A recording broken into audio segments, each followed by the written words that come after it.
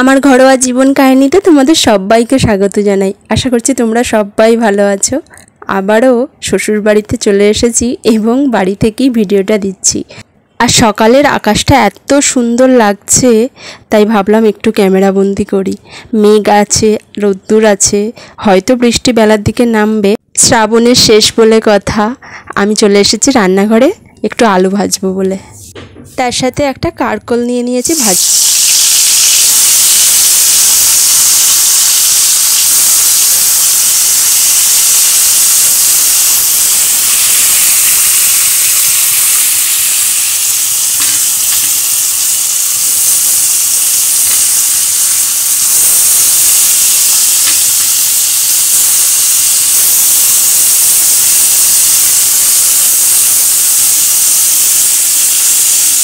আমি ছোটোবেলা থেকেই এই আলু আর কারকল ভাজা খেতে ভীষণ পছন্দ করি।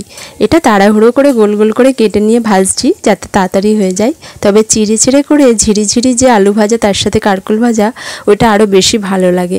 লাল লাল করে ভেজে তুলে নিচ্ছি। আজকে বাড়িতে মাছের মাথা নিয়ে এসেছে, মাছের মাথা রান্না হবে।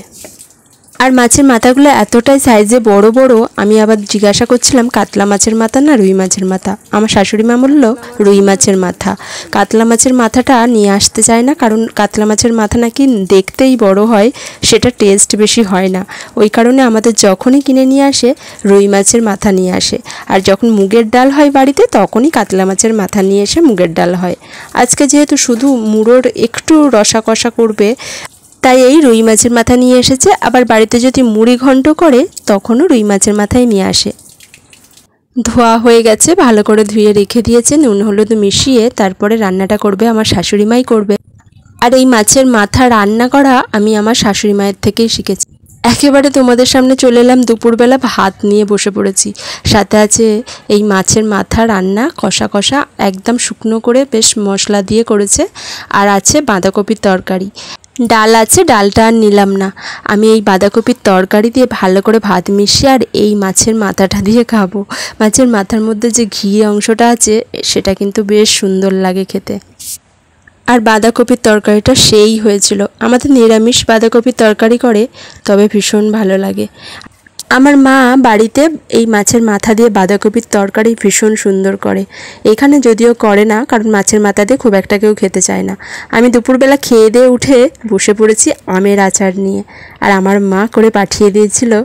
এখন শ্রাবণের সময় আমি বার করেছি এই আমের আচার, এত সুন্দর টেস্ট লাগছে খেতে। কয়েকদিন রোদ্দুরে দিয়ে রেখেছিলাম, তাই ওই জন্য খুব ভালো আছে। একটু কালো হয়ে এসেছে, তবে এটাই বেশি ভালো লাগে খেতে। আমের আচারটা থেকে যা গন্ধ বেরিয়েছে না, মশলার গন্ধ। আমার মা এত সুন্দর করে আমের আচারটা বানিয়েছিল, আর এত ভালো লাগে। এখন দুপুরবেলা একটু খেয়ে দিয়ে উঠে নিয়ে বসি। আমার মতো কারা কারা দুপুরবেলা ভাত খাওয়ার পরে এরকম একটু আমের চাটনি বা আমের আচার খেতে ভালোবাসো, কমেন্ট করে কিন্তু জানিও। আমি এই আচারটাকে একটু মজা করে খাই। ভিডিওটা এখন আপাতত রাখছি। আজকের মতো ছোট্ট একটা ভিডিও তোমাদের সামনে আসবে, পরে চলে আসবো অন্য আর একটা ভিডিও নিয়ে। ততক্ষণে তোমরা ভালো থেকো, সুস্থ থেকো, সাবধানে থেকো, আর আমার পাশে থেকো।